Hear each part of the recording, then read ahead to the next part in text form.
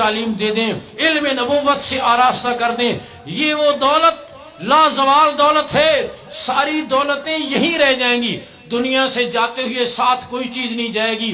جنوبی پنجاب میں ایک بڑا جاگیردار تھا اور بڑا فرعون اور متکبر قسم کا، اپنے ڈیرے پر اونچا بیٹھتا، باقی سارے لوگ نیچے بیٹھتے تھے۔ ایک درویش قسم کا آدمی آیا، بڑی بے تکلفی سے آ کر اس کے برابر بیٹھ گیا۔ اسے بڑا غصہ ہے، تو کون ہے جو میرے برابر بیٹھ گیا؟ اس درویش نے کہا میں بھی جاگیردار ہوں۔ اس نے کہا تو کہاں سے جاگیردار ہے؟ اس علاقے کے جتنے جاگیردار ہیں میں سب کو جانتا ہوں۔ اس نے کہا میں بھی جاگیردار ہوں۔ کتنی زمین ہے تیری؟ وہ درویش کہنے لگا تیرے برابر، یا ہو سکتا ہے تجھ سے کچھ زیادہ ہی ہو۔ اس نے کہا میرے برابر کیسے؟ اس درویش نے کہا مرنے کی دیر ہے، تیری میری زمین برابر ہو جائے گی، بلکہ میرا قد تجھ سے ذرا بڑا ہے تو تجھ سے تھوڑی زیادہ ہی ہو جائے گی۔ ایسے تو نہیں ہوتا کسی جاگیردار کی اور خان کی قبر 20 کنال میں بنائی جائے اور غریب کی چھوٹی سی بنائی جائے، سب کی ناپ تول کر ایک جیسی بنائی جائے گی۔ ساتھ جانے والی چیز کوئی نہیں، دھوکہ ہے دھوکہ۔ میرے دوستو، قرآن عظمت والا، جو قرآن کے ساتھ جڑ گیا وہ بھی عظمت والا۔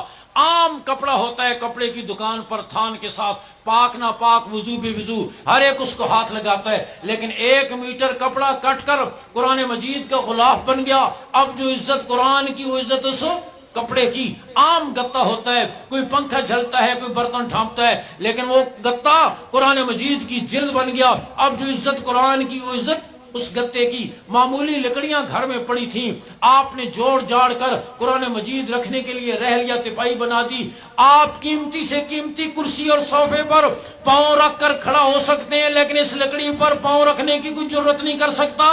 میرے دوستو، کپڑا گتا لکڑی قرآن کے ساتھ وابستہ ہو جائے، یوں عزتیں پا لیتا ہے۔ میرے نبی کا امتی وابستہ ہو جائے گا، کتنی عزتیں پا لے گا۔